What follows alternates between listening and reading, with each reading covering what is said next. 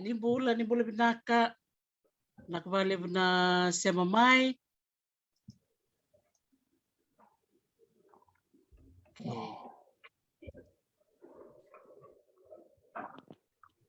Sama.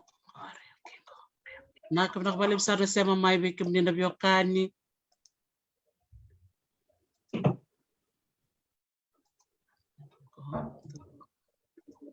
Nimbula binaka to bula may biti, nimbula binaka may Nisilandi, may Ngilandi, may Amerika, nakabali besar na siya mamay.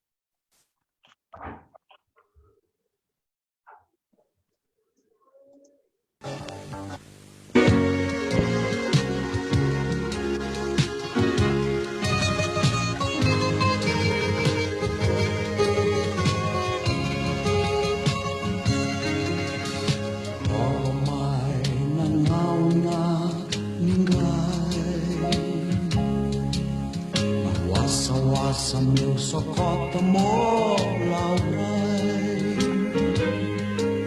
Engui leve tu Kemui rai rai Natan ranga au hari kotu Ola kemba Ola kemba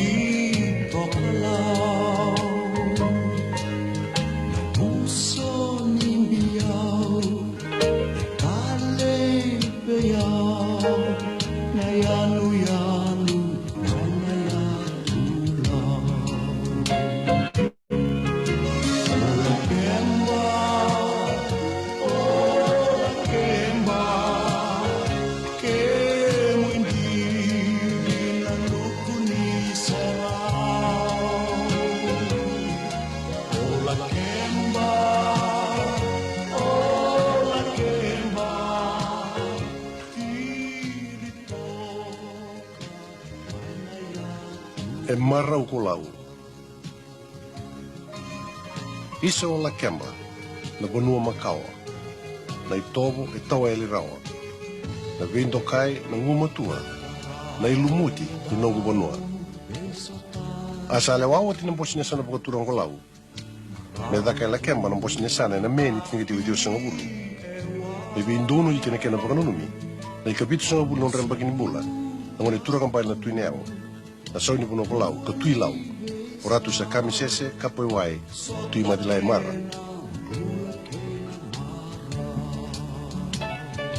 E doko in rauna ka uku dharu kolau, e na kena pakarutai ka kusati, na songko langi langi.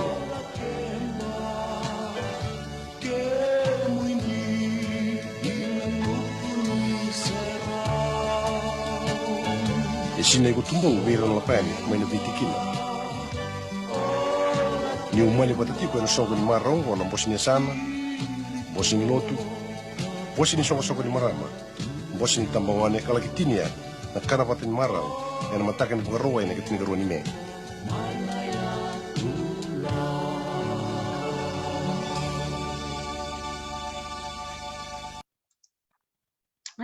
Sa nimbula binaka na miyokani ni siya matikumain na kabinaka ni kuwa.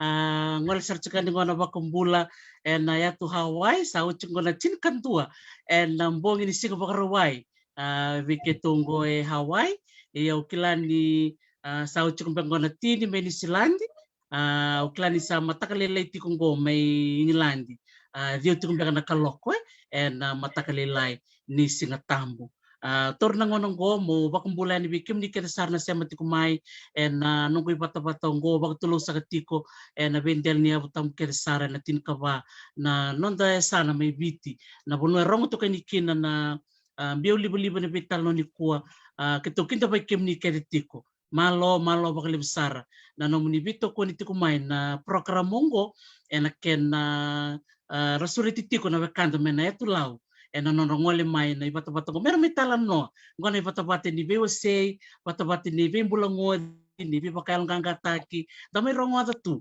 na non ritalan no ira na bekanda era tiko boli may biti so tal ngara tiko tal ngami babalang ye ni kuwa ero sa sia mamaingo ero na bekanda dua sia masar cik me altero dua sia masar cik me ngilandi ye na kenro tu katolu ena ngai dono ngone leka-lekang bo enang kay siya mamikin si betawat ko balilay na siya mani mo naliba-liba kinayan yun bakit turang matuko may baka nabitala no sa kayo tingango tawa bakalilay tumbo sanggay siya matali yang go sa nanggay wara ka na kinrutu katol menang kay siya mamay na kabinani ko iya menta bakumbulaman biraw na wekante raw sa tusal tungango na kadamaliw menta bakumbulaman to biraw mbula binaka bil da bumbati mbula binaka ro akapusi ngara. Malong bula tuale. Malong bula tawale. Sa bulan na sigani kuha? Sa bulan na sarang sa kiru ibu sa kita lagi din kiru ibu sa kita beli. Din tera. Sa totoka rin lo sabi mi rin matasara lo sabi ron din daw mo talaga nakapara para tumata nan raki may New Zealand di bill Tau tungo no da ya rek karkat sa may tau no de bina ka be kimani na tau no sa katakat sibia sa kembali to sama chungo sama right. Okay, para may ngilandi. Yo poko tu na sangi dona tani laku minggo sa karuni madong kona kena lio poko tu na huta tu sana be ka tu na bekiat kala ko tu na warning de kiman ke de ngilan laku tu na sangi kena na u isa din di banua dati ko kina nirto rek kata-kata chiko may na leva be kemendo may na woli kundo rakitati ko nangonongo binaka bakalim sar na nomro siya maramay ni kuwan din ninro tuno nomro tuba babu bale ye kito marota ka ninro tingko man kerkere monro ngoli may monro may talan no binaka balim sar bil kero matangani obang bula man bira na biyo kani rasya matikumay ena kanungo iyo ni sambolo binakatale sabananan juga ni biti tandende nagelis may biti sa bambolo tungayani nangon nangon sa bambolo tungay silro na bito saki sa na bambolo tunanga iyo lolo mo tuyan ni virtu lakiamba tumbo pero kita na tugi biti na wakangu tabalengu Nalingur tu may biti sa bambolo tuyan. Sa totoo binaka balim sarbil o klani bikem do Venezuelandi baka se song sarchu kana na mundo rarani wanga bu kasi bada babil Song kel tartongango yo dasa sini renda batu lewaki na sa bamurya tu andala jen sa Walu wengu kuango ne lockdown tal chunga me okalan. Sa kuanga sa dawa wambulutungan na taluon. Sentira sara di satu na lau ni matentu menta na muria nitaka di na naluto sombalelay na matinggo merau ni do na sota tali baka vitamanya ni do ka musimusi me dandu tutu baka mata bubale totok pinak balik sarbil na nomu bakang bulamay ronggera kero matangan nyo bang bulamay bayro na biyo kanira siya matikumay na kami ko Iyo, malo bula vi ket todo ka sama tuku mai na yon liwa lako tuku na mata ni ko pa pun dipina kana muni warorongo mai kana muni logi mai na may rongo kana so na tui tala no kana vi experience ke may lako rumah luwe lau ke may misama itu na bunotan o bakambol tal tuku malo valeu malo. Sabi na kami nakabalib sara na nomo pakambula may bekem ni nasya mati kumay babi ni binaka na nomo ni sula na nomo ni ngona menda may bitalan no na sigo binaka ni kuhay meti kumutak nga na nonto to bitalan no kira mantanganin ro di ba kumagal tikim ro manda na sigo binaka ni kuha na nom ro di koro kaya na bunuan ro dabutu may kina bukatal nga kina na bunuan ro di susumikina o klaw na tika bubi ronger o nanggay ngwali be Bill i Wellington. Tutik mo manday nilandi, rin pa madaltak matangan na nomo ni Koro, kore ni Basu, kaya na nomo ni Bono ni Susu. Naka. Malo, yatanggo ko akapusi Rokongera, ngoni ni tumbo laki ang balaw, wasu talanga i tumbo laki ang balaw. Full blood juga tumbuh lagi ang balaw. Iya, toko-toko nga nautok. Ito na matanggal na wanirew. Sabi naka. Nakabali po Ronger, Bill, kaya matanggal nyo pamataltikim ni talanga. Naka. Naka, nagagobili, tumbati. Ang tumbo laki ang balaw talanga, patagal ka tubuli ko. Nugu pu, engasi chigo binon na pu ang yan. Engasi saro na tao momopin ko kendo kirigit kendo bego sa kirili. Doto nga na matuwal gitu. Doto nga na matuwal gitu kingger. Pat kento na mataong ba? Ito matuwal wat yun. Ito matuwal wat kento na. Ako wasto nga ibisay sa ibunda. Ako sito nga may ibisay sa ibunda. Do racing sudo nga ang gendo lako tuki lakyan pa mo racing sudo. Sandi na sabinak nakwalip sara Bill na numero biwa si may ni kuha o klan ni avambul tal chunga mayo Serena Phillips ni kuha na nito vital noti ko at kirto na ilaw ni kirkite totoo ba ko chini sigo binaka ni kuha ni siya mati ko na biwa kani pinakabalip sara numero biwa si takamay na tikinaya Ronger kero mantangan niyo ba madal takamay na buno abuli may kina may na primary, may ato na secondary. December na numungalian na buturara ni Rakabibikim ni na parang chikumay na ulutangan ni kuang ko na ulutangan ni talent ni gito berto na biokan nirto siya may ni kuwa will chicken no job itayaki na guys siya matalanga mo ko na nonto wait tayo binaturangan ko na Rakabi naka Ronger Yan naka go primary school may tegabusar nga may Annesley tegabu may kina au kindi may na WCA sagela ko taki Annesley sangay hindi ako taki sa Super Methodist Primary School Turaki cukup so susung itu may Turaki sangay saut si Turaki sangay hindi ako sa rin Supergram may Supergram masangay lantai talay ni Lelin lay tobole awalay na bula ni Durimbure bulit sa rin na liwanaka sangay hindi ako talo may Supergram may bulit ang kinawalay wala kinatokin na go scholarship ni Sulati sangay hindi ako sa rin ni Wangan ni City College Isa, may wanggan nuye, totok. Nakabalib sara Rongera no mo siya may natikinan tamban ni Buli. Bill, rotal nga ni mo siya may nanomo Buli. Kerao, nak.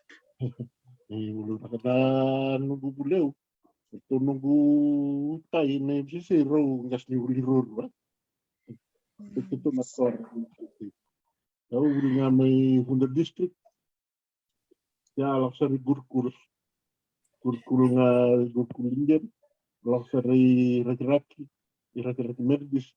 Orang lain dari bulikin na raki-raki. Kaya laksar may St. Thomas. St. Thomas. May St. Thomas nga laksar TVS. TVS laksar na scholarship talaga ni Lamin sila. Hindi lang may Scots. Di Scots College. Kaya nakurbuli awa murikin man. Na nito yun na kuna nito lang may Scots College. Ito ngono sa tunga ni ku ni 87. Kito ngito bali may kiwes. May kito lakoy na interview at kesuwa. Kito ngito bali may kiwes si Corvo. So kuna bulig na Singapore ka kito level tao kito lang may. Itong gaya din no sir na dito na kalakon mo tanilay. Yo tutumbali. So nga rede ang lakto menos kesuwa kung nanguna. Kami na sutia ba mo di kito likele. Pag kito manyado sa rin no sir na kinamatak. Saan din? Tuloy taman itong balya, Bill. Teman tumbali. Ngayon singon salava kina. Kasi gereng-gereng tugay kuku, eh? Sa suka nga nabuli na singa rumbuka. Ito sa tumbal may. Hindi biya nakaloko na ito sa di Corvo. Para kaya matika na sutya to checkpoint at tika.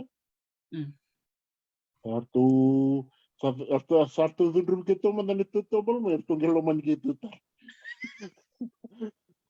Sebagai wambu kita lingun malu tu kinai ikoro wertona atau sange wabun begitu untuk tengah checkpoint di burit dona bonoi burit tumbaga sen dona korika mi kita ngisum kina kita ngaiwa tombal ta. Saan din? Ano mo tutumbal cuk mo yan? Nabuko ni interview ni scholarship. Interview ko ala kay isuba. Manang ni buli ni Scott ala ko. Ni kito sa ada ni hatu kinaltan kito sa ada ni sa song turun sal. Itong iklan sa ada ni orton de dormala ko mikibes na sikina singumunit. Iya. Ito sa tombal ni mistaka. Sandare da yan ay alo sa chikurabi kimdo we. Talita ka di tukun na scholarship, tukun talang ronger na scholarship. Nangona round di buli chuki na may subagrama pati kay QBS raw na ken na yado yan ni tukun ni scholarship na nomro di korni buli. To list alman tabi bill gayeng wali bi ronger. Oh, itu andai itu na scholarship mana? Bakit ni sini ada tengah na scholarship dola ko cuma ni. Kung ano tongger sengon ni. Ongger ro scholarship na ki kung ano ba otte. Ro scholarship na organization college. Iya. Kung ano ba we arto timba tengah timni tengah. Nato scholarship pa naman. Iya sindi makam kito lang may ki malon. Malon yung bono. Ano daw di. Iya. Aku andi cuma dia. Ngono tala nomoni dia tapal. Se totolo tu kina.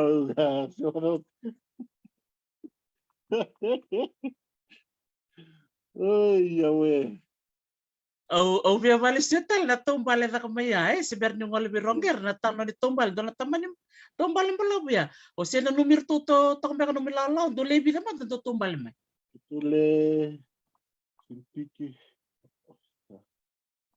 Itu leva. Leva. Ni tombal cuma ni opas mai natobi. Donam bulu do juga orang au klabu na tata tolo na tata kita na serin lotu na totolo bakal na place ni tombal sa tingin bola tamunga kita sa butu cuma. Nagay pasar na sa gawa malutar ni lako cuma ba lako buto cuma ya Patutore tangan buno cikina ni onre bermain nambah so kelabi nak kesana buno cikina bulumbur. Gila sa. Sa. Satu pikiran kalau kena sa pasi buno bulumbur. Sa totoo ko cerita sino numubulingan na masuk kena rabuti kini bola tambah nam do tombale menesinya. Kalau Ronger gua kata aku coba. so gabi torang sarangaya dia tikini bola tambah tambah daw di do tali takatu. Di satu kuna raminggo nak wali bil. Isa. Yang ana nayalo ni sasangay ni Kalau scholarship. sasana, Iyo. Orto kinta dalam main na bola ndo sambasi kan. Orto mertonggela ko na moniche. waktu kita anu utama na kinda tak ni saya ada. Ni saya ada misu. Ni kita tumbal. Kalau kita tumbal mah. Tak pasrah. Din ay sa doon din na italano viva kurumbuita kindin. Bikin mami gari bikin nitungan ni sanggit tu. Iya na buno kena wali kakai ya kayaknya kaya bisa ketuni rey nay. Iya rongger bata pa na numungaw na ninomo scholarship. Beto to bata wa tong balat lang sa wala okan. Ya, betalano kata ko na talano wala kalaksan. Ya, mateni scholarship la como via o ketua levi de ketua jingtekin begitu la ko i Wesley College. Gaya to mena tuku ni arto wawa na Wesley College arto no numan yo satara na nunggu na visurage na scholarship. Yo mani lutu pasangan to na punaya na nunggu scholarship. Aunque may rongoda nga nirto sa polo tal cuma nirto sa tugu na davo sindi tarain kin na scholarship ya. Au sanga nikila lutu bata bo batini ndonga na ngoni sala sultan bekin vindua batini ndona na matu wale to ta ka cuma na vitalan no. Ya sampai cukup talian uca sa la kotal cukup na buli, la kotal cukup buli, la kotal cukup na soa takakalalay. Sangkai indo tala to na matu wala parity. Angkas ni buli cuko o parto na parity na sinu secondary. Sangkai kinda suka mena buli indo na singa sa may gram sangkai to tukunan ni indo tala scholarship sa la kumea. Yo iwang kan isara. Ya ongere na kana duin na vitala no ya ni la kutunga mai sa flu sar me na kakit. Au sangkai na eu rele suko sangkai au kilangan ni dono bunai politik tegin nunggu scholarship yo wa bune bina kan ni wa bune na sawa na kalu ni beka kede ya to ya suka no tubutu au mani la koros ran dikin nai wanggan ni au le tali takasar nunggu buli wanggan ni City College Sa. Rasa berhenti di nomo buli may wanggan nui. le ruona yang baki Sa. Sandin. Renembaki. Kimbal mucho kami wanggan nui bilo kami sa chicken ya may Wellington ni. Kami mas betul. Rondo may seriki wale. Di bola kaci mas betul. Seriki wale. Iya. Sa. Totoo kasaranga kimbal rongger sa siya kanilang na kaya kawanggar silini so kere manray satu na kana vale be iyo kalau ngatsar ini cukup wanggan ni City College may sa cukup lo Wellington o tabali sa utinga o gerindo ko tabali o sa sobuto ng basi le weekend so ngono sa ka kerita tabali me kantata kito may pamalu me piktinaw ya tombale nga siya nga uta tombale so bugi Wellington sa totoo ka dari sa viso mga ngauna do tampat mata to tombalin beka sa gaya may bikim do ngone do sa bondo basi sa bondo ang kabuka totoo ka kawoche na nomro maybe wasini kuwa and nomro sa sanga ni nomro nganre nomro bakita be na rakabi ibe to tal nang utaro membalata na nomro talent din rakabi sa duangan ang gitong kon rawa bay tayo tukina si andotal nang gitu nrowa tukin iliu nimber nom rola te mai kena ring di raka bibil andotal beka nang gitu nindong gitu takatu nunggu masalah serai kiwi so ongi puli rakabi awa sokanga o kirkiti tu mai Saint Thomas iya kirkiti nga matini ndado lakui nakor sa kirkiti nga alungan kirkiti yo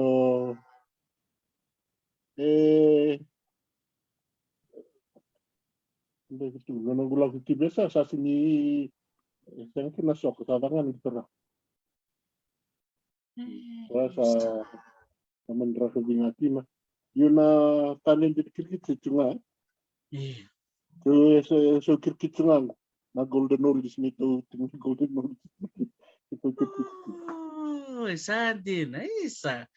Totoo ba ko din sa giutsikan ko na talo ni kirkiti berto na turanga totokan din da reda na sanolawe alon din ta kituna gitu ko na kirkiti dole ako sara mundo lima ta kibiti berto na turango pendakaye kerto pensioni ngauna totoko ba ko din da reda ya pinak ko lib sara bil ronger do talang gitu do wala tetuni sebera namo gitu rakabi Wakerto nga ko ando sangkay vital no china matagani ko kirikiti go matuwale korto asoro bakatini korto matuwale sarangani kirikiti may tagu may berto anggo tua go tua uraya soro bakatini lako sumay go tu go sulay soro bakatini kota sumay berto todo ka vitadin todo ko me korto todo ko kirikiti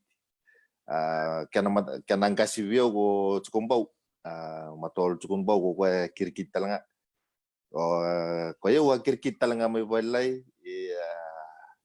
undo fastball iya pakai Apol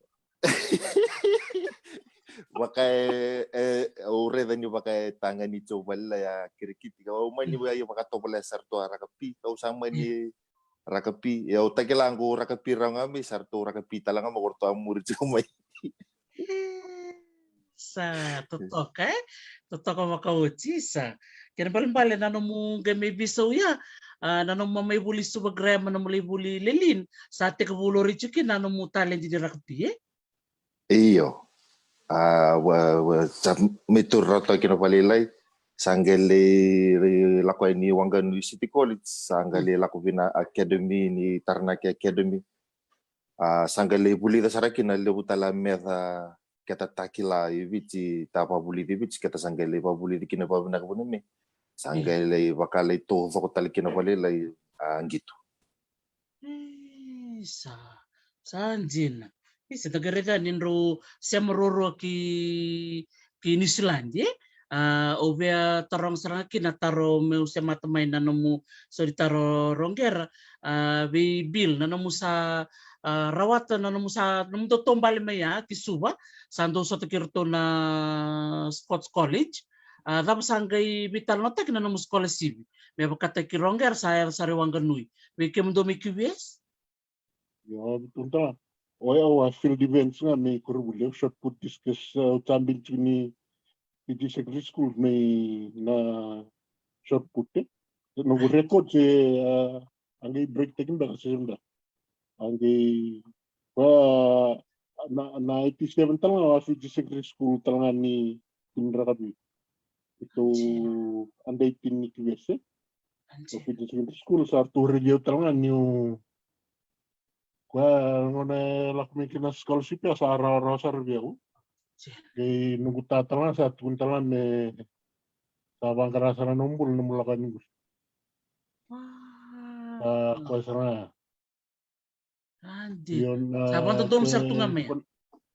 Iyo sa ko sa na scholarship mo na kona Scots College scholarship ko solimo asolita nga ver lebu ngoni bit ko rangi mutma to Polembiu o semi sindapiado o macacafua o deitale o ropati kaubesi na tonangon Scots College keda no gu boy ko ngone okay la ko ngi coach serangan no tara na scholarship ni ngoni bici. Korto tarame na suri na scholarship. Din, ai. Totoo baka watch kin paling balibiran na token si scholarship sar na may sarapa tumbe ka so na mundo gito may biti makatakan na athletics sara ready chikin na mundo gito gay ngon gay balinikin na form ya sararaw na kaya na sulimay bile. Araw sa balet ni ando talaga na bibukali o Stephanie Corroy.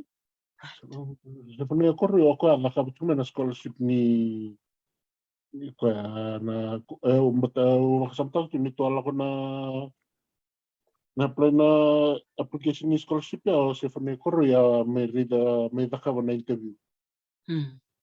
Ko kitulak kina kero alero kero lakwen kina. Ayaw pati ndo nangon ni kuno bala bo church mas vis. Kero lako may na o ko ya prop chuma o ya number 1 chuma nungu lako may. To lako may kurbulo number 1 chuma.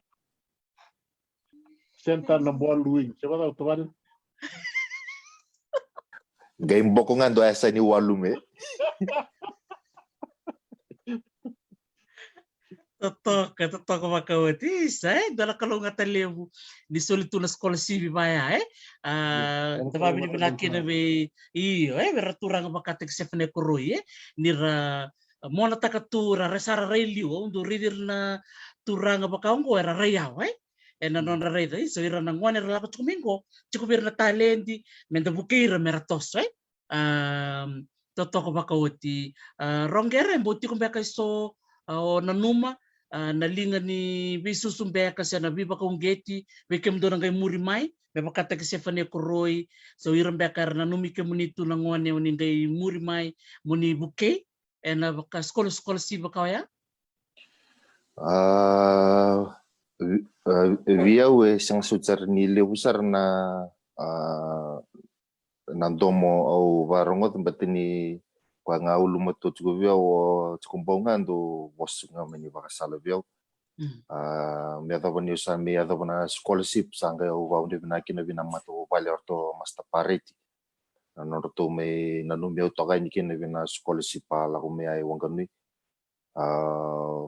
yo levu tale aureni va swatale aureni va unde bina ta yo sa au sa vaka au ngule dava kedina sa paka alivio na ya tanra batini ni vosota sar batini sa sovier sa mi takalet yau babu ni binakanga nonra bitu beri ke nonra bisus kena nunggu sutuni nunggu tos na kalu kwa toso itu na nunggu biwaru tagitu na nunggu bola kena nunggu turanga nunggu ta anggo tu go suliasi sorbatin naona vivando ndo tagitu na liwango na usa sa milaku sesitiani eu babu ni binatanga kina binango matu vale na nonroto vivo que nonroto vivo masulaki tu nongumbo sabi na balik sara ronggera na menurut ko na bubale dora kana vitoko ni na bi masulaki na nung salit tumiwangan nuyo litutondo tumbeka ya kalau ngata ni retur na bebekan na nonra rede tu na mumbula bisinga ya ronggera na ngonongo sa siya masar cukup mengilandi roba kata may wangan nuy kingilandi ya da bayado ilong ngono tumekine wangano ya wangoli bichi mole badangi dang dondon mole stale mole mo dakabana nungu practical kani batino watakawa nungu tourism and management sama ni bichi sa pakai malaka bichi badangi dang sala ko sarme ko kyan ngasibyo ko chukumbau ka saro ko byo ke bakau biat tobol ya mole trail na anta 20 ni beach waro tuo chuko I tonga na soto ni Pacific siento la ko chikin na soto ni Tri Nation to soto to tawali bill na timilew keto soto talangan na anta 20 na timi lelay ndula ko batsungan na to mani la ko sarani kino le trail Bernio Litralia asa cikurau na nunggu repetition batana nunggu antaitin au trail na antaitin na hot bread na kitchen sanga mani laku binakasar batanga nunggu disiplin may na final trial nga ungay lutukin na batasonga nunggu disiplin no menrarani gitu au may lutu enikin au gay laku juga nanda 20 trial ya sa ciko nunggu repetition bertu na valisilis yo sagani wata kaya batin usah kila ni usah lebulin talama sona ka bobo ka binak may ni sila daw kau kila ni na ba binatakin nunggu chances ni jingitaki o sa mani laku saran kin o sa le trial ka mani raw na sa trial o laku saran nanda tuing ni witch ka keto laku saran ni tonga na tunumon sa kay tong sa kay Samoa keto le lusi na final na sa kay Samoa ayo gay ketulis sumay to may Samoa sa anggiray no Wayne Pivek kwa sa coach ni Weles ni kwa sa anggiray no kwa ni binakatoko mo kailangan ni bitch mo sa campus rin batikir to Taval na Chimiliw au may wan bala butuan na itukutuku sa laumay au yalong ko talang sa kila sa ngosra sa tubutubu ni kalau sa Tantolevio saraba binabinakar to na coaches sa coach Sukino Master Taman wati kay Josh Tokula bina tim na 20 saraba binabinakaw keto kay kailangan may si Bibich ralako sar dara kana musi saralako sar na puni tim saran tuyo lakon ro tuyo aya usa may kyang batalay ni gerto Taval i kwa na hotel i kwa sa Pearl chukuni kwa sa may kyang batalay ni wo biyaw na ni parumanan batin sa shot kay na matua sa shot kay sa may chukay ni wat kay rakwa nga undu Sarava ka undu o chieta kira to ko sa may kyang batalay ni kira may kaya kito la ko Samoa le raw ken ngumatay ni test so kay Samoa nanggito ang gito siyang sarangan ni gito binaka na kena binaka ni chinibotele bumbat ni sevotu na time sa Kadiboref mesa rot tempat ni sara kantamilo maguraki Samoa sa ala ko biwa dulu mendra matengani tamatau ya sabalo mani rarame anta kuita vale au sa may bunto kani kinan dakuita vale bil me ado nangona kito saya do kina change guru mo sa le taraf natal kinong guide mo vo biao au rindeu kina to me dayado yo may nasinga me au sangatalingay reles au kila ni ngwana katumbasa ndola na kalu au ya dongai vici keto tsingana turman keto ya vici amani tukun sarato na fario kya kamu may trial takaman na nanggito ngilan si mo may wanabula nunggu may trial nga na wanabula may sala ko pinaka na wanabula sama ni orto sa tareo sarakin na Gloucester rugby na lomani na bula orto sa may saint kin ko se cikora cukungan kini Europe ini ko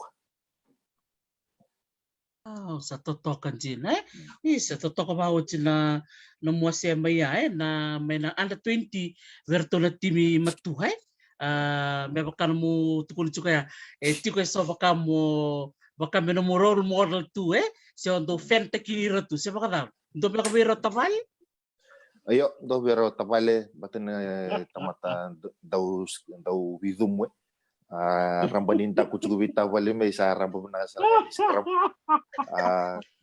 iyo tanong mo talang mo kay ninyo sa lakjume sa may wawato kinanungu kontar ke mau may trailing ila di o may toki ni binanronga may takatakato kinobao visa may bulit talang kinaliw na nanggito inanronga pambimbin na kanta inuku o kilari kilaw na cukup Taval kanta inuku sendun si nanronga o pambimbin na masta vi taltala rinakama na vi tumbiri kenan vi susto mai o batiker to nunggu tokanyo to sa takalyan no isa rasila o bauni na kana nonra vi tumbiri to mai polombiu malo valeu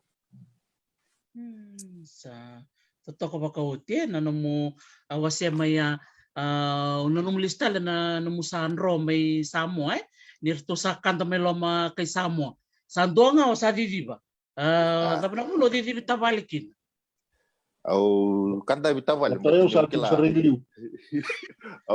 Au kanta bitawal tawa mo lebuni bitawal. Au kanta bitawal. Beto muka bitawal me tu mata bukan dono sa badiri ko din sa tarata kanta no chizi.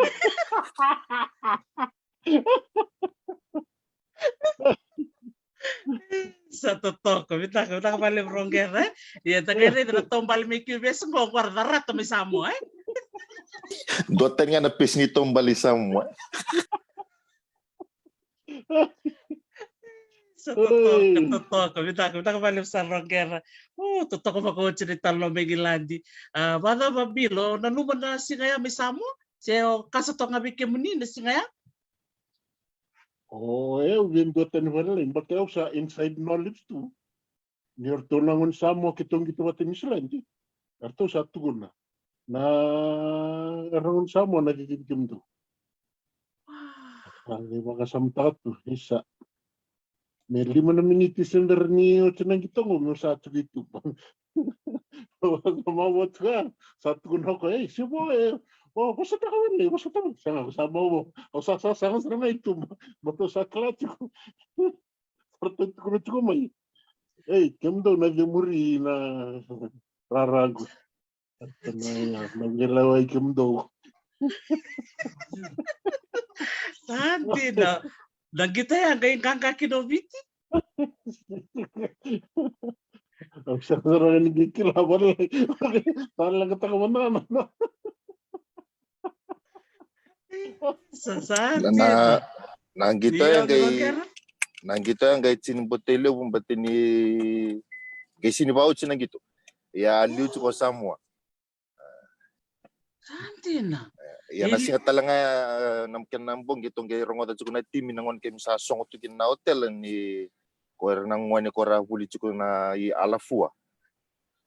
Le vida sa duri palimbula na kukuha ni gitu ya. Sara lay so tabo wali kinaranangon ni alafua na kena Isa. Sombo, isa. Totoo ko naman ro reli subay nangaw na ya Nintendo kilatu o Samoa wiltel nga kinotonga. Dole mo nangaw na baka kata-kata na elonra. Bilo ni ambo to bulir to talaga na tonga ertondo bato kaya bay Samoa se senso. Atong na sinasudar maginito wiya kanso nga gitu Right. nangon ito. Yes. Samo nga arto wiya hindi balay. So klaro na kasigot tabal na gitu may tonga. Ito nga ni kito sa out sinang gito. Arto may visuritir na ito nga may nuku-nuku Tiba kan nonon rat. Sa nga lang mo ko may tarong. Arto sa naman laki barto chungo. Sa tungsarangi orto saranga na tulong goyaw. O tawala ka pusut ki tawalit Ustad. Ito sa angay lang. Tulangan na ito liwalot tikitong na may nukunuk. Tiba ka nga ako tikitong may nabiyokan juga, biyokan may lawin. Kembali sa nga sutsar ni kata-kata bata na kata-kata may samo. Ni lewi law tanga rabiyokan talto na may tonga. Lip tanga nung tikito at nga may tonga. Andin.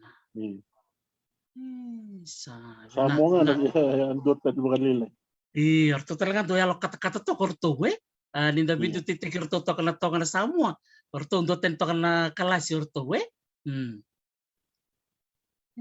Sa pinakabali besar bikim do na biokani o klanyo kapusi sa nrebo chukmo mengwali bali lotu malo bakalibu Rongger na no musem raw may bi kema minikua o klanyo sen rebo tiko ni ena ngonisala Soliman tabi tabali me bakamadala se o sana biya bakambula bakambade may bi kema na barong tiko ya ni Rongger.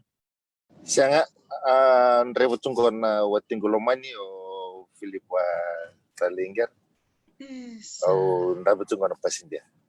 Oh, benak balik sar Filipa na bibuken na Andrevo na matakan di kuwa ena buku ni non Waitavio na mundo ta babi di binaksar kin bali bula bitokun iyo be ronger me bakan no musangol itingori rom tangan itu ngana mu bosangan di bakan re beiran na dorbo ni lau irtel ngana dorbo ni biter bakar rom cukumingo na bimbi di talent ni dare de bikem do bita baliningo andro se dorbo sarma andro buli suba grama buli mekubie sa lore cukumikin na talent di kirikiti na soka na rakabi do mandana no mu wasani bakandre na buku ni bimbi ni kana baka ngatak na talent di ronger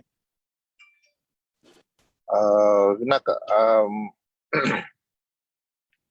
na usutungan ni tostoso kailangan daw patikin no tapale na usutungan ni nunggu toso kina meta na puno ni kuan na kalu dan karapa binanga na kalu dan karapa binaksar da kila na kalu kan dan karapa karonika na nonda sasang bata na ubambota ni kanta na dagay sudu mai na posti kalu ka dagay kuno tagi chuna kititinanta sakile kanta toba au kila na talenti satu weekend dagay sudu mai satu sudu bata me kana talent sangat talent dagay me pangkara kau babu ni binakina na ngono ni kuan ni rani sol dan ngona o may wasakina kau banda circukina na lubi lau ratu na biasa na se maningito da ba ungitora siya tabo pa tibtigi ukina siya ko buli siya ko takataka siya kong gito garabo binaka nakalu lomana na numu lomana na tamamu lomana na tinamu kya rosembula ya lomanir na wekam bata na buna ulewu lomana na kalu lomana talanga na wekam ya baka ko sa lomanik au bambo tani na pakamuria ya au na sinitala na buno raitukina kana buno sasangakina o kila talanga ni kuwa nangono to vital no chikin ni kuwa sama te talanga ni gito ni tim ni la kemba na club may suba kau pau di bina chikin na ginambol ni rondovi dovi berata no na pakayo kina me vi bakata buli di bina tim ni la kemba orto gito na Singapore ay orto mirawat ikangka upabun di binaka vi tavale lui bonromo na nona viterin taki o ba bunu binata langa vi tavale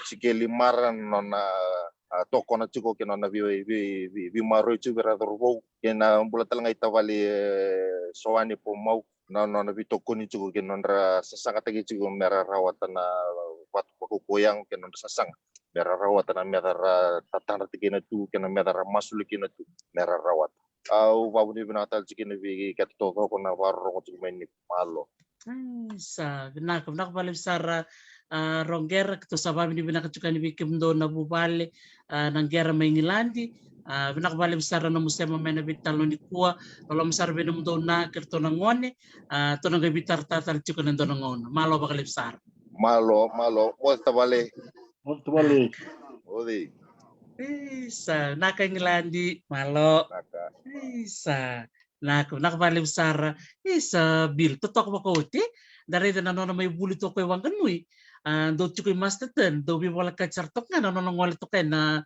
o rongere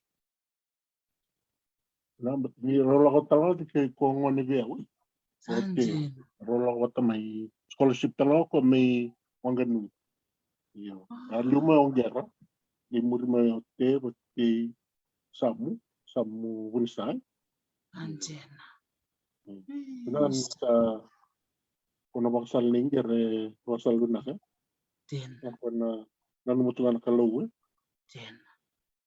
ten saranga isa tahu nolok tamu scholarship lah nabi murmuri right sa garo na sana na tamuri ya ten ke umur sa tamata same goal watiko right kung manaulo tanga binaksar nga gori bilo ko tamahe na ni sarasul na scholarship sarang ngay ngwali balay na non rambula ke na non ramati tamusakayan sa chiko sarang ngay lingat sarang lingat kay sa muria begitu tanto latang na matay utang lo kami ba sasangan ni Tigota sin Tigona sindor ni saoy ko sana kana numo sarang ko sa ambula sarang ko da sini baka sa matak na nangona kinda na liwa matuwal kina kung gaitor na ngona scholarship kina ko na lubeng utangan sa bisa na scholarship sa liuma na kanibuli Kondala ko na scholarship ya se rasa bisa na rasa bimot sana tanong bula sana itang sana numo sana sana bula kasi kala lilibay tama na ito kasi do na bono mo lilu talki na me na sandu at na lubeng ko sandu tuna aberto nung talin di ko chikungan do na bono na nung talin misali liwat na talin dia nakakatali ko rin takap bulatin ng matubuan. So sa maniwa ka matubuan dan na pasalando tulog ito na lubo. Nanumot ko na kalaw, nanumot ko na numu matubuan. Ni rong-rong ko to, rong-rong ni nung matubuan lang ko to chungo. Tiyan ito ako. Sandiyo na saray. Ronindo sar matanga no mo ba kasala na tikinaya na bupo ni Bimurmuri. Bikin to sa Chukoy Balay ni tanto rin sa nga bako suma nilebo na ngone ragay solo non raskol sibi siya nilaki bako tiembeka si sona Bimurmuri ralay ako kina ralay siya niliki ato pa na unang dulmerado kina ililebo sar na tumtumbo bako rong chukme na kabinikuwa kinikaruan na namut ko na maya berto na ngone sa bakang bimbita kinabuli domanda na mo wasa ni bakan rebe na royan na Bimurmuri kena bimbi na buli mengay kuri ni talent din kita. Como niyo cuma namu talent din gitu. Gay so nung nandala ko mikini lawo bango wang na matana ni bulin sila di freedom ni tamata silbir na ngoni na choices ko da ka ba no namu chigun niyo sa ka na choices ko na afekta ka numumbula na make the right choices, your outcome is good. Gina kan gusto gala ko may si laylay na talent kinam si sotaboy ke. Mungkin mo tugon ni do tugon verto nongon ni nagubay. Ano mo tugon ni gusto ngipili si len raw tugon na prop. Koko kindong gala ko na backline na backswang sa undo tugon to fight for one position. So, como sa chico na sana. Kisa siya nga, sanga ando na kaninong buli, mo nakadagtagi ko kila. Nubo family, nasala ko may bangko, sa sanga sana meron nung bulay slabi. Saan dende ito ng bulay? Pagdilin, lagi nindala ko may slabi mo, kung tapa ko wele-wele. Bata sa sinindwe mo sinika na kuita matin na nga sinika na kuita sa baka sa dalawa weekend ito yo na may slide o bertolong mo na balance ko na boundary sa ito na boundary ko yung slide asa nga na boundary ver nang man Well, ini tu matuwalan mo, ito nga na bond. O kalau itu mo sa kilacungan na kinisaw no mo kalau itu. At tuloy nga di kung na tan. So sa bago natin nga kinaniwa muri ito nga may na bataniwa sinita ka pa na ko yaw. Nugula ko may. So I didn't make the right choices. I'll make sure that na choices that my kids make is better than what I did. Totokan din na mo sa buli mayen nabi kaya o sa nangan rever to nangon mi kotal ni to na muriaya sabi so talaga nangon na na buru-buru ni rakabi nangon ngo sa lili busara nangon Italian di po sa lang tumengo lili busara na elbida wala nga na tawti iko nang binibinta mata ko lang tumengo kito si bulay kino kito lili na talent pool ko sa lip sana. Tapa academic na gay na scholarship tala sa lako mengo ito si may ruang nambag. Na scholarship tala ko mengo sa lako sana may mo sa may form 2 Satu sana may form 2. Na scholarship ni o nagubuhay ako sa year 10 sana kau kinoko. So, Sanje kimbal sala ko sumsar nga na form wera nangon sa siyang tali ni na form ra chukita. na scholarship to sa visto ta kanalawa. Ni komento namba sa sentra nyo langamay mo may first 15 sara. Ni ko mo tiku karena may near to ako tiko da kamay. When di kina kwa so na kuribulele. Aran do to rama na talenti. Kwa na kami na di kuribuleso. Because artificial takin na lawa. Oy como kutira sana may baki. Tolu ba no kuribuli. Nirara ningito yun na timida. Ese nga. Di ko na rilus taga ng point ni kona competition Sande. Oh, rede binaksar nga mo siya mengo bir na tumtumbu sa warong chukumengo. Inda kila may bit indura kana talent to may bit Taman talent maybe.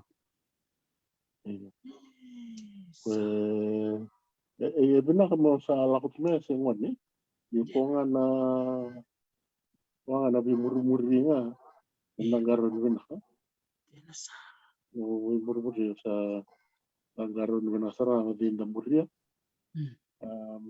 balit ni yung siyempre so nagnakinta matara raregi baka meron nakatamo mundo tutuwat mo sino nakat anda po sa daki mangon da baka kaya minda garon ng nasa tinga pabiti dinda bimbi tumibit minda baksam tanga nirabak sama nirabano mikir tal kami na nawekan tamibit na minda may garon na rita minda itabi do ito bali beto na lugat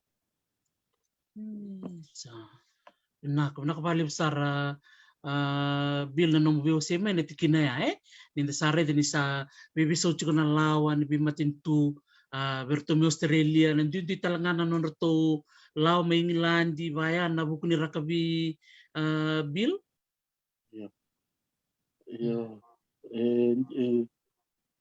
ang singkilangan may Australia pati nagkilangan New Zealand di materto sa visuta kake na baldele una kuribulile hasta turke nga na cream of other little schools kuar sa visuta ke na lawa mo may ke donan baki igo sendra ningi to na timli igo mo may ruwa si tulunan baki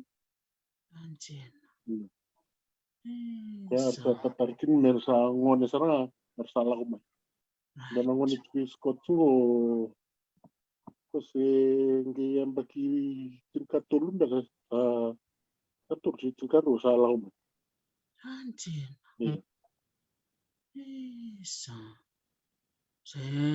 pumubitang ba kaya pumuru kalisualo iya pumuru sa totok din o klan sa macam minggu Joe bitayaki iya malo ang bula Joe ranyo pa ang bula mantamay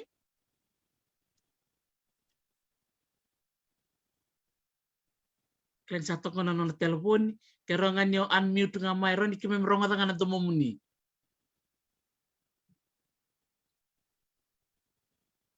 o klan yung ko'y chikumbe ko may North Whangarei, right? Whangarei, isa. Nimbula binaka na siya macam may Whangarei. Kim do tayo nga na siya macam may Wellington, may Masterton, bikim ni na siya macam may Wanganui. Tali na may talano ti ko weekend o ako pusinggera. Na waseti ko na ni talano na buli may biti, may Turaki. Pambula ti ko bikim ni na buli may SMPS, Super Methodist. Baka talaga may Super Grandma, may Lilin talaga da buli saranga bakalibu na libu ni kai o sema yo o aka pusingera pakatalanga ki na be bill na buku ni scholarship bikem ni na sema tiko mai totoko bakoti iya o jo nga bitaya kisa chikungo raungan yon ni signal tak nga mai jo kera yon ni unmute nga moni bakampula manda mai kera.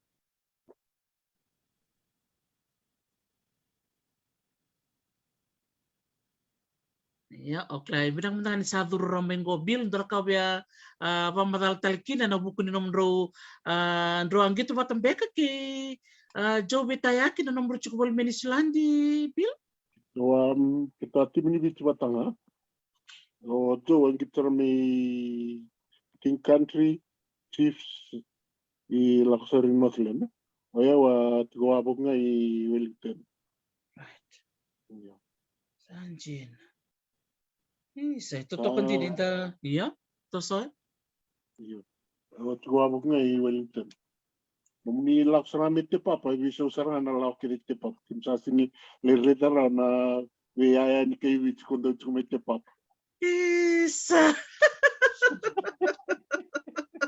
So, nakibito mo lang mo bitar-tartal biro, may bisaw talma na lawa. Iyo. Dadura kambimbiya, mentally rin, okay, doon kinakawa, tamo sa kayani. Si mga nababili. Nandun mo na sana. Sambu, o siya baka sampak, saka nasinga kintulok kina na back room ni yayam ni Bichimete Papa. Gor. Kurang bisa ran. Di nasarang. Nandun rin ito nga, nandang irong, ha? Wow.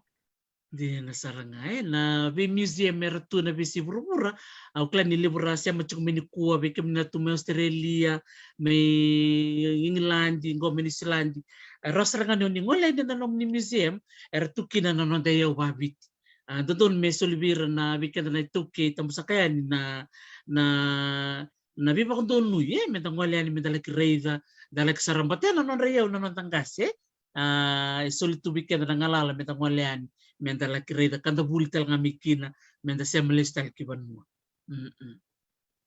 isa totok bakawati klana bakandaro jowe tikungo na telefoni awa mo nga bitar tartal mata bejina keroni unmute nga na turang libungo bil do mata no bakambula be na turangan ko may Northland.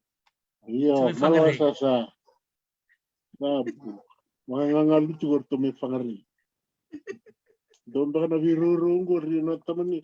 Nalong nga biruru lew doon may fangari no na tigo sasa chultag. Wa no na biruru okla sa lew no na ruru ko sini connect na kina na talubon.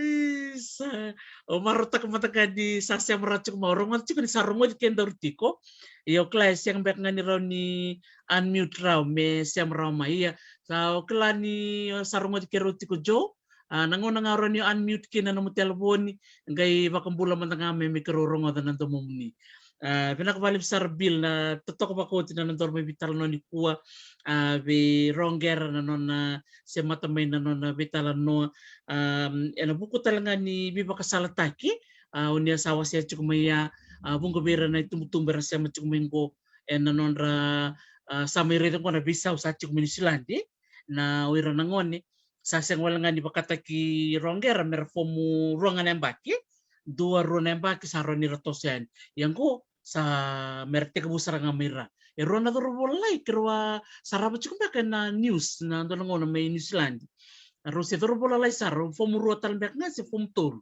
arwa was chukoro interview tek chukumba ka mendo na bono baya may tek witi bek si may kati tipuki right iya rosarana ngoning gor rotanga bertonang ngoning gor kita ali sotaba balai kona batau si manindit ni cultural manager ni tim ni under 18 New Zealand Fijians na under 18 se vai tabi te geu tukina otan lo retu na talent no ni bit ni tu kita na gitu seperti itu o Alfred Dulinau o Jason McLennan seperti Philip Reyes seperti Tux pihak itu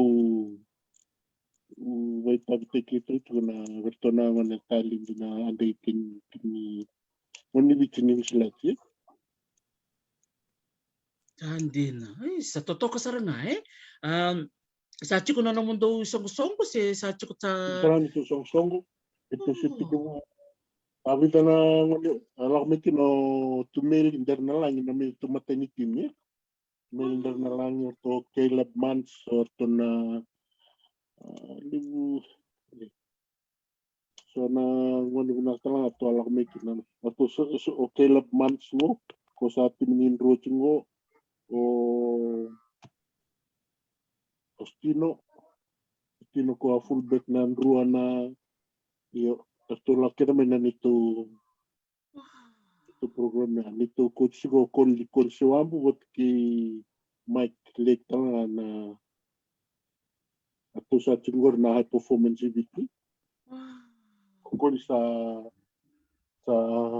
isaw na ko sa tikwi Australia ko I think he's heading Oceania Rugby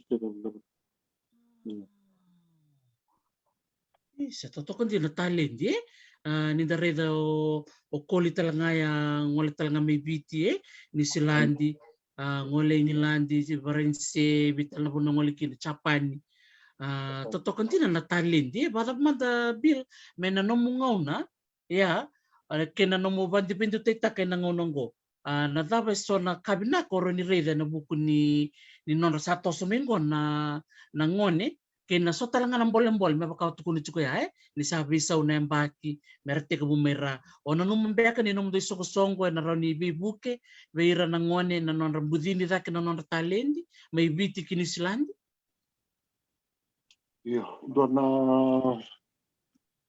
dona bolong ko kito nabuki na mikito wariri na talent ko ra chus ni Silandi pandindi ra korre bulele Atu na libu na ni bitira sindo ding tagin baka. Tu wa na talent dike turega ra korre lalai tanga ko ra chus Silandi. Ambi sona scholarship lalai tanga ro so libi munwangan nui na korbulele buki senten serto mai okalan sa clutch gorna yo sona korbulala itala ra tu mai South Island itala na sona monitali itala ra tipin sa to ya kutir ra gamai kera sini turura o benon ra tim lele wa to ya kutir mai Matini si cunga na talent di weekend ta. Iya ko na kena vaka na because hard work beats talent. Hard work beats talent. You can be talented, but if you can't do the hard work, your talent is. Totoo ka saranga, totoo ka na mo awase maya hard work beats talent. Totoo kandina. Kandina todo.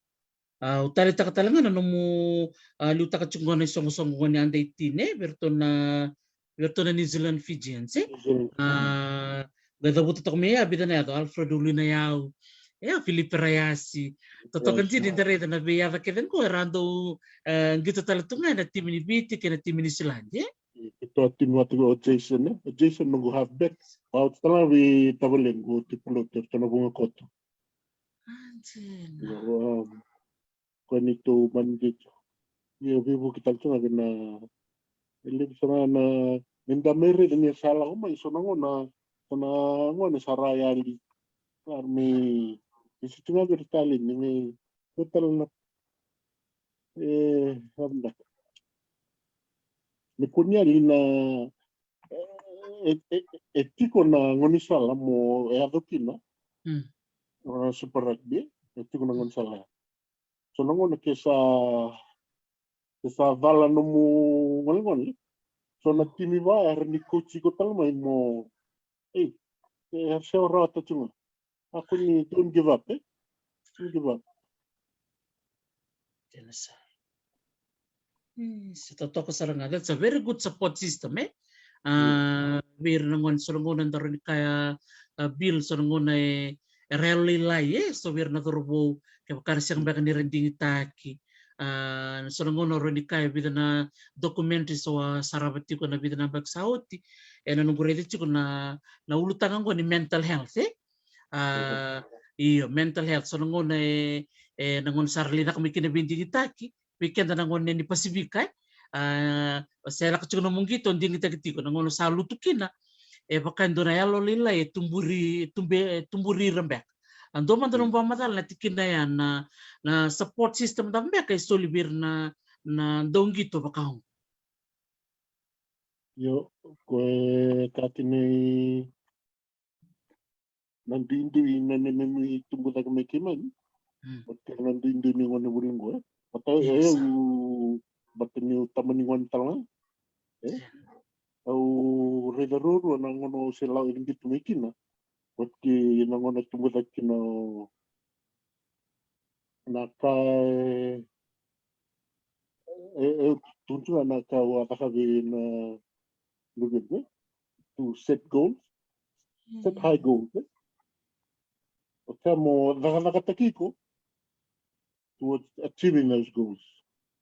Yun na goal sa ikor ni kona short term goal, but na long term goal. Na long term goal na gigit ko mo make national team, national secondary schools. Kona no mo short term goal na make the starting first 15, Amo no mo goal to be ko. Mo start wa mo kunyo start nga mo mo goal mo sali All Blacks na bagminggo. Yo rawa. Yo nangono sala ta mo nakasamo mo lay tim ni Vichy, so tim ni Australia si nangono sala ta mo muria. Ko tugno kiniliu. Sa laut nubang ko kako na ba muri ko tamatagal mo ba muri tu but na sini achieve tak kinana mo ko mo even if you aim for the sky, if you miss the sky you will still end up in the clouds. I say hi to nga because aim lo sa so tunga Sa kanti na todo ko ko ba ko china no bibong git ya, iyo tina saranga. So the support system wira no mitokan ni malawiriti ko minang garo ni kin, tu menan tu taro tanga so mate kinda na uni kinda do mandu awali na taro ki ngaro ni kata pasti Olimbi mo do taro ni me na taro ni kursa di voci mai na pasti minggu en karta kawali bertu nangon ini tu anda ini di secondary school. Olimbi na Doon kali utang naman na na contract o manindiang ko do sa may contract puro iko mo tong umalu pare naman na nagawa pati kito management kilo kitong round na sara patili mo tama to sara harap mo na may meron talent meron naman na tango iro sender ni buir na nakakatigir na place so do lo manhir kinawali but ni iyo dasin claw di lago no rinaki so kito na management ini Zealand Fijians we just want to help them towards their goal. So that means in all their life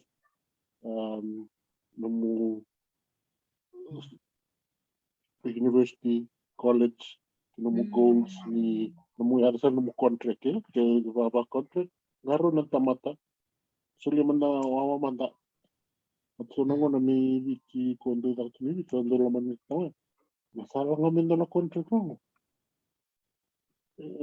that's really gonna find print nandang gayar pika na kontra-kausa itu sa makasimpilan sana. Ya sadar sa sentak Iya nasara. Dari ko mo pamandu patarong man dawir na sa dawir na kila. Tiene todo ako. Tiene todo ako. Sakandin saranga motarro baka nakatukuno chiko levo na ngono baka do manduato Mandua sana na ta. Kala baka mandalu enda kala anda turun pun mende tatu bangun na kandui. Kala me tarli di tu han rawan rawan gitu. Betul son tama tarasin tara. Do na example do last year o atu na virna atu na nunggungan ni andai ti. Iya. Do ini tu coach ke dengan di balan. Turun di balan. Yung dola ko may blackboard session. Blackboard session. Lang na blackboard sa explain no with PVX or bread or the one. This will do this. Everybody got that? Yes. No turun nga ito mo bang bread. Watrong. Natapatunan ito mo ka. Ya tatar mo ka. Everybody got that? Yes.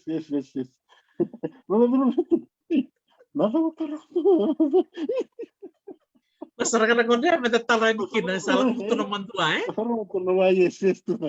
Meron ko naman ko, yes.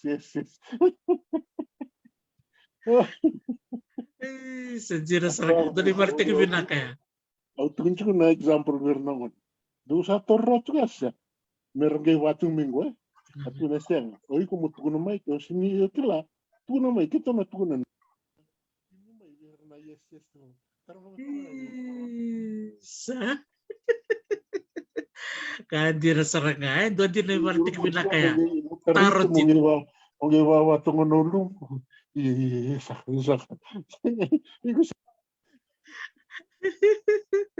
Kadira saranga kami bi saranga na taro me chuko weekend me da kunin da vi walita kan dua ni o kenda linda ngoni to keli chuko na vita utaki chuko na vita mbani ngai chuko tar na vita beleni sana borra kinga kwa taro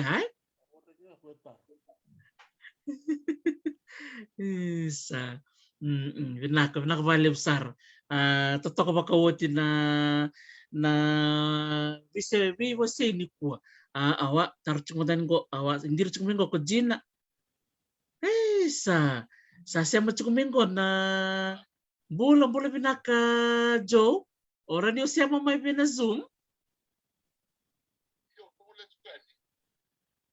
era ni ko unmute mai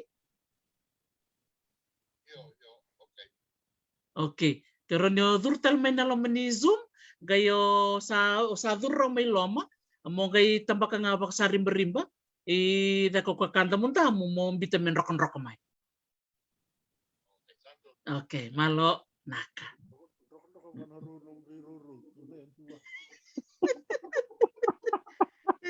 sa siya mengko ko sa nimbulan pinaka na vio kanin ni siya matukumay sa ngole na no to bulan may ngilandi sa ngole chukumila kilotu babi ni pinaka balebe ronger na non sa ngole go sa chingo bil da mbati sa siya matal chunga mingo o Joe Betayaki betaw chukubalele na non na mona liba na chunga go na kay siya mamay me na bakong bulo man tanga ni bikem ni na bakorong ti kumay ni kuwa nakapakaliw. Dotal man tanong kutaro bil membalitiran na anday tine kuning karabutsingo. Gua balitiran nga na anday tine arachuko di New Zealand. Yo anday tine konekto setup takana anday tine o tumeli devi mengi to oko ala mikives. Right. Oko ngito mikives nambakia ala miki ni Zealand kami ngonongo sa chiko na timini bitsara sa la katal tungaman ando tal tunga norto andai timini bits yung bala tanga na covid no kwe songo tukina na nandra lako may na timini bits ando tu ero tu may na timini alawa tintangan so lako tu may na sebo yung na talindingon ni sa talindingan insulati Itu satu tartuna menanda tindiwan ando tartuna itu anda tindio satsin kalima.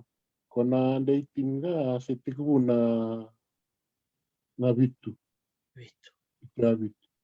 Sabi ato so tungo mesaga tartuna na anda tindiwan. Metu sa fija tartuna me lakani bitu na talin ko tigiti. Right.